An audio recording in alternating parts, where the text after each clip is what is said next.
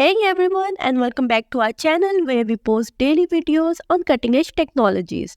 In this video, I'm going to tell you about another amazing pair programming tool called Small Developer. As an engineer, Small Developer is absolutely amazing. It is like having a junior engineer in your pocket, and this goes beyond putting a prompt into ChatGPT and having it help you code. This tool actually creates an entire project for you and it is super easy to use. So let's go ahead and see how you can install it and how you can use it in your favorite IDE. In order to access the Small Developer, you have to go to this GitHub repo, and here you have all these files and you have all the instructions right here. So in order to install it into your favorite IDE, you first have to go ahead and clone this repository to your local system. You can find all these steps right here as well. That firstly you have to clone the repository into your local system, and once you have successfully cloned the repository, then you simply have to open your favorite IDE, go to files, click on the open button, and from here you have to add the folder in which you have cloned the Small Developer GitHub repository. And once you do that, you will have a project structure like this. Firstly, set the environment for your project, and then you have to add certain dependencies. Firstly, you need to add OpenAI. This is because the Small Developer actually uses the OpenAI to generate the response for your prompts. After installing the OpenAI package, you can always go ahead and click on this readme.md file that is going to show you all the details about how you can use the Small Developer in your project. Alright, so let's go ahead and see how you can actually prompt it and use it to generate the entire code base for you. For that, you have to head to your terminal, and here you have to type the command python main.py, and then you have to provide your prompt inside the double quotes. So let's say that I wanted to generate a program for me that takes a number as input from the user and then calculates the factorial of that number. So for that, I'm going to prompt it that a Python program that takes a number as input from the user and calculates and displays the factorial of that number. Once you have written your prompt, close the double quotes and hit enter. Once you do that, it is going to take some time to generate the response. And once the response is generated, you will see this line that says small dev done. And once you get this message, you have to scroll all the way up, where you will see a new folder created by the name generated. If you expand this folder, you will have your Python file by the name factorial.py. And if you click on it, you can see that it has the code for calculating the factorial of a number. And in order to test it, you can always go to this directory. So I'm going to go to cd generated. And once I'm inside the generated, I'm going to simply write python factorial.py. And once you do that, hit enter, and it is going to ask you to enter a number. I'll enter 5, hit enter, and it is going to show you that factorial of 5 is 120. So this means that it has created the correct code for the prompt which we provided it. So this was a very simple example. Now let's give it another example. This time I'm going to ask it to create an entire code base for the tic-tac-toe game. So once again, I'm going to provide it the prompt, but before that we have to again go to our main package. For that, I'm going to type cd ... and I'll be inside my main directory. Now I'm going to type python main.py, and then inside the double quotes, I'm going to pass that I want it to generate an HTML, CSS, JS tic-tac-toe game. It is going to take some time because the entire game is very heavy. And once the entire code base for the tic-tac-toe game using HTML, CSS and JavaScript is created, you will see this message that says small dev done. And once again, you can see inside the generated folder, we have 4 new files. But you have to remember that the previous code will be overwritten once you will provide another prompt to the Small Developer. So make sure that you save that code if you are using the Small Developer for generating another response for a prompt. Alright, so here is a file. Let's quickly go ahead and click on index.html file. So here's the entire code for the tic-tac-toe game. I'm gonna go ahead and open this in my browser, and you can see that this is how our game looks like. It has created 9 blocks for us, and if I click on this one, it is gonna add an X. Then for the next click, it is gonna add an O, and the same goes for all the boxes until the game is tied. So you can see that it has provided me the message that O wins. So this means that by writing a simple prompt, it has provided us entire code base for the tic-tac-toe game using HTML, CSS and JavaScript, and it is fully working. And don't forget to copy all of these files if you want the code to be saved somewhere else. Because if you will use the small developer for some other task, then all of these files will be overwritten. So up till now, we have provided it the prompt right here after the main.py file. So another method is to add all your requirements or all your prompts inside a .md file and then run it using the prompt argument.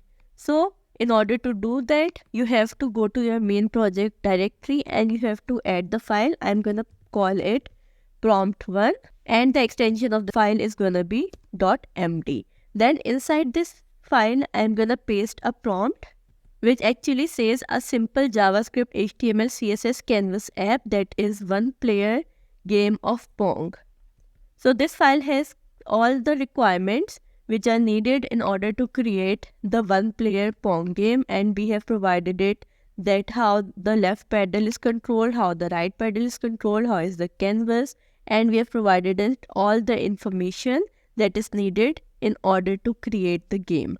Now, in order to run this file as a prompt, I'm gonna write python main.py, then you have to use --prompt, and after that you have to pass the file name in which your prompt is present. So in my case, it is present in prompt1.md file. So I'm gonna write it here and hit enter. Once you do that, it is gonna take some time in order to create the code base for you. Alright, so the response is generated and you can see that we have these files generated. So I'm gonna click on index.html file. Here is the code, so I'm gonna go ahead and open it in my browser. So this is how the Pong game looks like. So I'm gonna click on it right here in order to start it. Let's hit enter and you can see that it is moving. Hit enter again and see if we can actually play with the ball or not. Yeah, it is working fine. We have another key right here.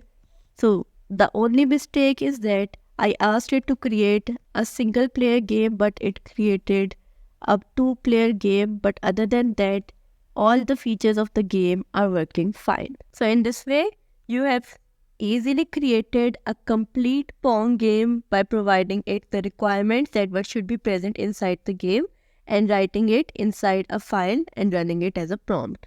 So up till now, we have seen 2 ways of passing the prompt to the small developer. First was on the terminal directly. Second was to write all the requirements or the prompt inside a .md file. Now I'm gonna show you a third way of doing so.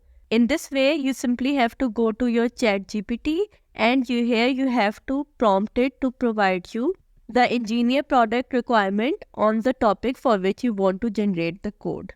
So let's say that I want to create a calculator app using HTML, CSS and JavaScript. So in order to generate the engineer product requirement for this application, I'm going to provide the prompt to the ChatGPT. I'm going to say, you are an AI developer who is trying to write a program that will generate code for the user based on their intent. And then I'm going to ask it to write down the engineer product requirement document for the web app using this. And here I've provided it some requirements or some features that must be present inside the code. And I want all the code to be in a single file, so I've provided it that too. Once you have written the prompt, simply hit enter and it is going to generate the engineer product requirement for you. This requirement will contain all the functional requirements, all the non-functional requirements, the technical requirements, implementation guidelines, and all the details about the application. So you simply have to go ahead and copy all of these headings from the requirement document, copy them, go back to your project, and inside a new file or in the same file which was a .md file, you simply have to paste all of these requirements inside this file. So once you have pasted all the requirements, now you simply have to go to your terminal, and in the same way you have to write python main.py -prompt and then provide the name of your file along with its extension in which you have pasted the text of the engineering requirement doc. Once this is done, hit enter and it is gonna take some time for generating the response. Alright, the response is generated and here is the file called index.html. So I'm gonna simply click on this button to open it in the browser. So here is how the calculator looks like. Let's see if it is working fine or not. So firstly, let's try addition. I'm gonna say 2 plus 2 is 4 multiplied by 8 is 32 divided by 4 is 8.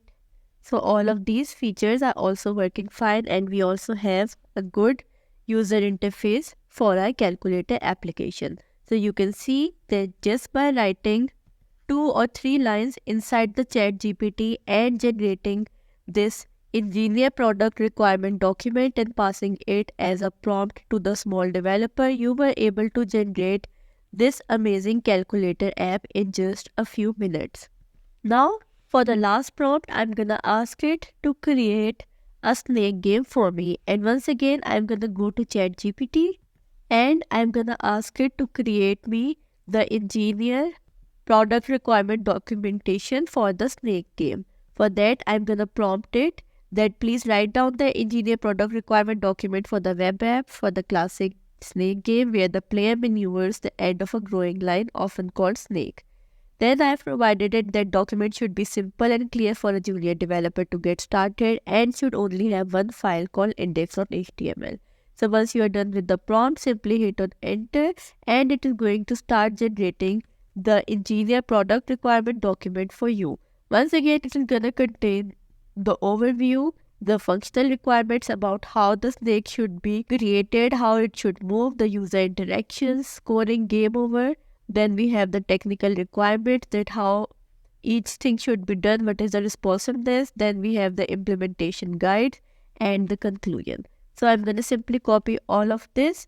I'm going to go back and change the file which was the prompt1.md and I'm going to paste all of these lines right here in this .md file.